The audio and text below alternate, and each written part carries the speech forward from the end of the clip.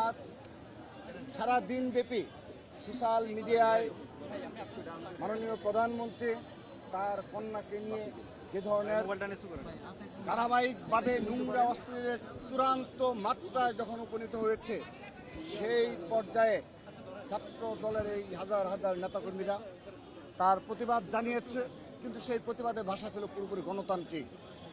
আজ এই বিক্ষোভ মিছিল পরবর্তী সমাবেশে উপস্থিত রয়েছেন ঢাকা বিশ্ববিদ্যালয় ছাত্র দলের বিপ্লবী সভাপতি গণেশচন্দ্র রায় সাহস, সংগ্রামী সাধারণ সম্পাদক নাহিদুজ্জামান শিপন সহ ঢাকা বিশ্ববিদ্যালয়ের সকল পর্যায়ে নেতৃবৃন্দ, ছাত্রদল কেন্দ্রীয় সংসদের বিপ্লবী সহসভাপতি যুগ্ম সাধারণ সম্পাদক বৃন্দ সহ হল পর্যায়ে নেতৃবৃন্দ সবাইকে অনেক ধন্যবাদ ও কৃতজ্ঞতা জানাচ্ছি যে আজ অত্যন্ত সহনশীল পরিবেশে গণতান্ত্রিক ভাষায় আপনারা প্রতিবাদ জানিয়েছেন। সম্মানিত উপস্থিতি, আমরা বিগত 5 আগস্ট পরবর্তী 6 আগস্ট থেকে এই বাংলাদেশের সোশ্যাল মিডিয়ার যে নির্যাতনমূলক এবং ঐক্যবদ্ধ একটি সংঘবদ্ধ গোষ্ঠীর যে প্রপাগান্ডামূলক ছাত্র রাজনীতি, তার সূচনা দেখেছি আমরা 6 আগস্ট থেকে। সেই 6 আগস্ট অহেতুক কোনো কারণ ছাড়া হঠাৎ করে আমরা দেখতে পেলাম 142 জন ছাত্র দলের যে সংগঠনের নেতা কর্মী জুলাই আগস্ট গণঅভ্যুত্থানে শহীদ হয়েছে, সেই সংগঠনকে 6 আগস্ট থেকে সোশ্যাল মিডিয়া প্রচার শুরু করলো 0% কন্ট্রিবিউশন 100% সেলিব্রেশন।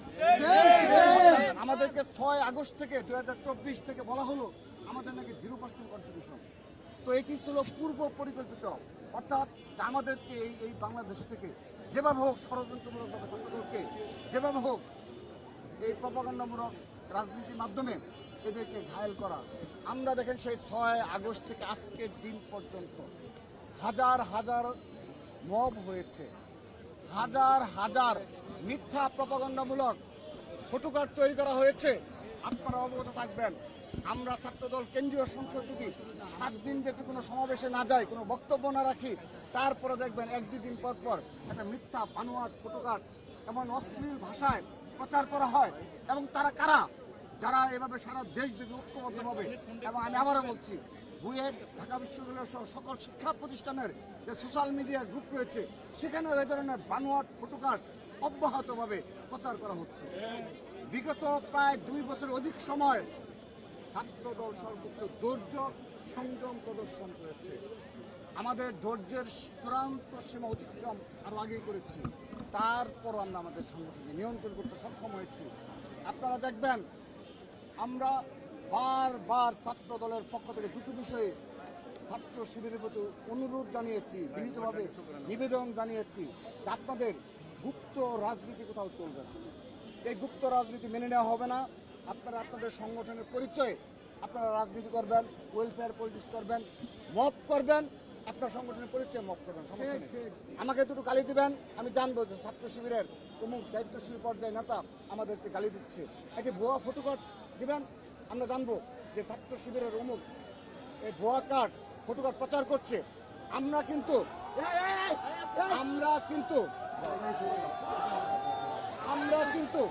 সেগুলো বলতে পারবো যে এই ধরনের ভুয়া ফটোকার্ড ছাত্র শিবির প্রচার করছে, এবং আমরা সেগুলো তাদের দায়িত্বশীল যারা রয়েছে তাদেরকে দিতে পারবো যে আপনার ছাত্র শিবিরের এই পর্যায়ে নেতৃবৃন্দ এই অপকর্ম করছে। কিন্তু তারা আমাদের এই বিষয়ে কোনো কর্ণপাত করেনি। আজকের দিন পর্যন্ত তারা তাদের কোনো ক্যাম্পাসেরই কমিটি প্রকাশ করেন, এই কারণে যে তাদের নেতাকর্মীদের দ্বারা অব্যাহতভাবে সোশ্যাল মিডিয়ায় যে প্রচারণা এবং বিভিন্ন সময় যে মত তৈরি করার যে পায়তারা, সেগুলো তারা অত্যন্ত পরিকল্পিতভাবে করে যাচ্ছে। আমরা নিন্দা জানাচ্ছি, আমরা দুঃখ প্রকাশ করছি। দয়া করে আপনারা এই রাজনীতি থেকে বের হয়ে আসুন। 5 আগস্ট পরবর্তী বাস্তবতায় আপনারা যে ভাষায়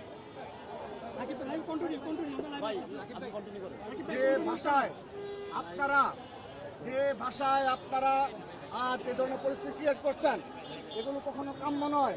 আমরা আপনাদের নিকট বিনীতভাবে অনুরোধ জানাচ্ছি, আপনারা দয়া করে এই ধরনের অপরাজনীতি থেকে বের হয়ে আসুন। সেই সাথে আজকের যে অনাকাঙ্ক্ষিত ঘটনা ঘটেছে, আমি তার জন্য ব্যক্তিগতভাবে দুঃখ প্রকাশ করছি যে শাহবাগ থানার অভ্যন্তরে এবং বাইরে অপ্রীতিকর ঘটনা ঘটছে এখন পরিস্থিতি। এবং দুঃখ প্রকাশের সাথে সাথে আমি আরেকটি বিষয় বলছি, দয়া করে তাদের দায় তারা অস্বীকার করতে পারে না। এ কারণে যে স্বাভাবিক হয়ে যাবে আমাদের ছাত্র দলগুলো এ কারণে যে তাদের দায় অস্বীকার করতে পারে না, এ কারণে যে তারা নাকি ফেসবুকে স্ট্যাটাস দিয়ে বলেছে যে সবাই শাহবাগে ছুটে আসুন। দেখুন এরকম একটি অনাকাঙ্ক্ষিত এবং সীমা লঙ্ঘনের চরম মাত্রায় একটা ফটোকার্ড প্রচার করা হলো। স্বাভাবিকভাবে আমাদের হৃদয় রক্তক্ষরণ হয়েছে। ছাত্র দলের নেতাকর্মীদের মাঝে হৃদয় রক্তক্ষরণ হবে, এটি কি স্বাভাবিক নয়? সেহেতু তারা শাহবাগ থানায় যেহেতু সেই যাকে আমরা অভিযুক্ত করা হয়েছে সেই অভিযুক্ত ভিতরে ছিল, স্বাভাবিকভাবে তারা অবস্থান নিয়েছে, তারা সেখানে স্লোগান দিয়েছে এবং ভিতরে সেই অভিযুক্ত ছিল, পুলিশ ছিল।